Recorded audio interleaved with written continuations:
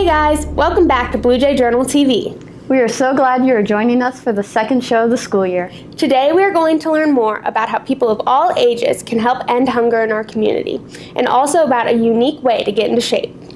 But our first story is one that many teens can relate to. That's right, sports injuries are on the rise nationwide. Allison Meyer has the story. Been running cross country since last year. 10 years for baseball and about 4 for football. No matter how long an athlete has been competing, injuries are always a threat.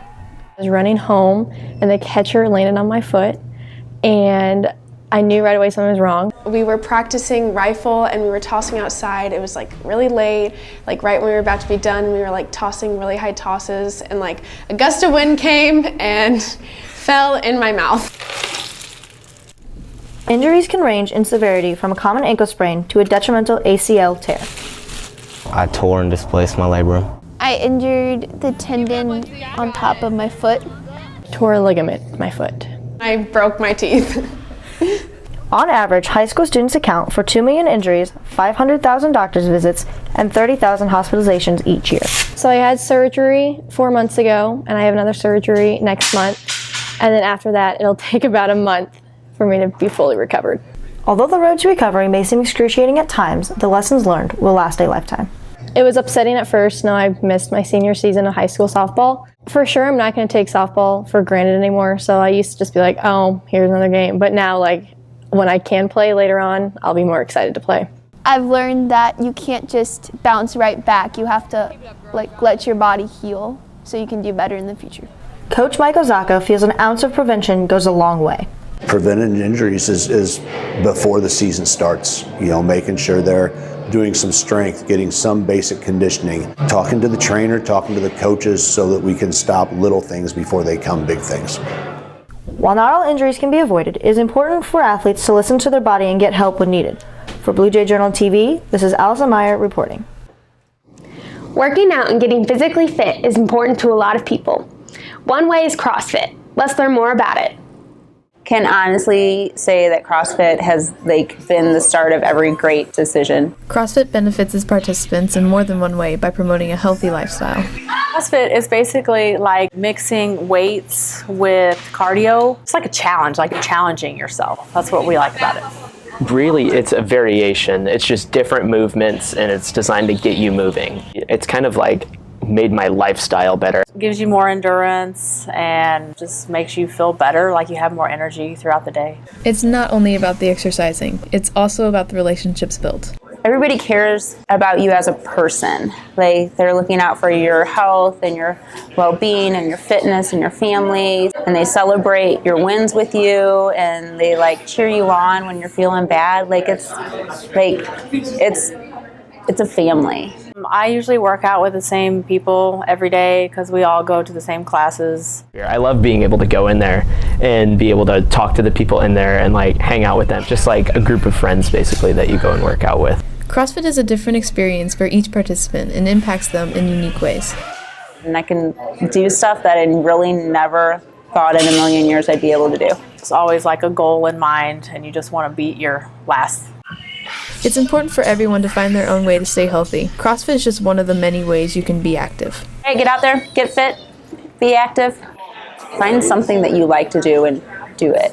So mine just happens to be CrossFit. For BJJTV, I am Jocelyn Dixon reporting.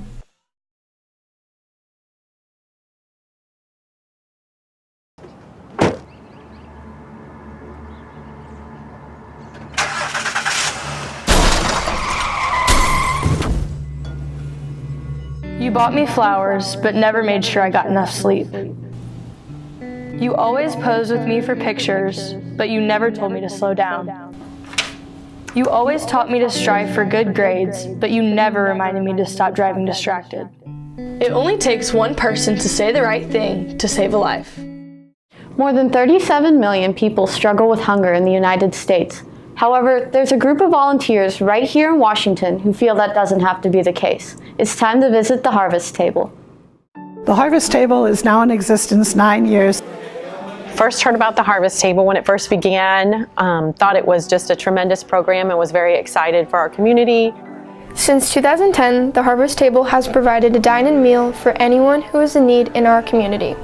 Every Saturday night, we serve a great meal to anyone who's hungry, anyone who wants to come in, no questions asked. It's no questions asked, so you'll see older people come in, single people, people with families, and young kids. You know, for those that need a good meal, it's just a wonderful opportunity. However, the Harvest Table provides more than just dinner.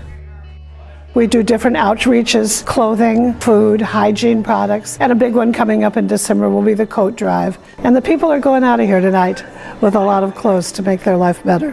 I think it's a great thing that we can do to give back to our community. This program cannot function without its dedicated base of volunteers. We volunteered a couple times, and then I'm also able to volunteer through our church. But we're always looking for new people, and especially young people who want to come and be part of this. Well, this is my first time volunteering here. I worked in the kitchen and we had to serve a lot of food, so there's a lot of people that need it and depend on it, so it's nice knowing that I can help them. The volunteers come from all over Washington, no matter, it's just truly a Washington outreach program. I encourage anybody that has an opportunity to take part. This is a great way to give back to your community. In these 9 years, we've served around 68,000 meals, which no matter how you look at it, is pretty incredible. We feel like we're filling a very big need in Washington that hadn't been filled before, and we're really proud of it too. If you would like more information on the Harvest Table, visit their Facebook page or email them at theharvesttable63090@gmail.com. For Blue Jay Journal TV, this is Natalie Osterly reporting.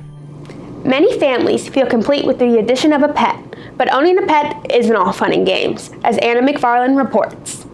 I have a dog, Sophie. She's a black lab part collie, and she's 7 years old. It's a cat, and his name's Cat. Over 85 million homes across the United States have at least one pet, but many people do not stop at one. They're like potato chips, you can't have just one. So most people that come in have quite a bit of experience already, but certainly education is part of what we do. Pet parents often put in a lot of time and effort when it comes to their pets. Make sure you walk your dogs at least, I'd say once a day, at least let them outside and just spend time with them. Every day I feed him. I give him fresh water every morning, and every 3 days I clean out his litter box and make sure that he has like no fleas and ticks. We let her out in the morning, we let her go to the bathroom when she has to go to the bathroom, and we feed her and give her water at the beginning when we leave the house to go to school, and then when we come back we take her on walks after school, you know, to get them joints moving because she is getting older, and I usually brush her, and then we take her to the groomers about once a month. Between pet stores, veterinary offices, and kennels, there are many people who are willing to help pet owners. Dr. Daniel Smith is just one example. When I get here in the morning, I check on any hospitalized patients and make sure they have their treatments if they need treatments and see how they're doing. And then we start seeing some wellness exams or dogs or cats that are getting a yearly checkup, the puppies and the kittens, like their 3-week exam and vaccinations. And then there are mixed in there are itchy dogs and cats and vomiting, you know, sick critters as well. While pets do require a lot of love and attention, unfortunately, there are still people who mistreat animals. Every once in a while, maybe once a year or so, I'll get somebody bringing in a kitten or a puppy that they say they saw somebody sort of throw them out of a moving vehicle and to get rid of them, and you know, they usually have some pretty good scrapes and things on them. Remember, owning an animal is a lot of work, and this isn't like a toy you can cast aside when you're bored with it. Take care of your pets. They're man's best friends. For Blue Jay Journal TV, I'm Anna McFarland reporting. Megan and I are so glad you joined us today. We'll hope you'll visit us again at www.bluejayjournal.com. You can watch our shows, read our blogs, meet humans of WHS, and more by visiting our website. You can also follow us on Twitter at Blue Jay Journal or like us on Facebook at Blue Jay Journal TV.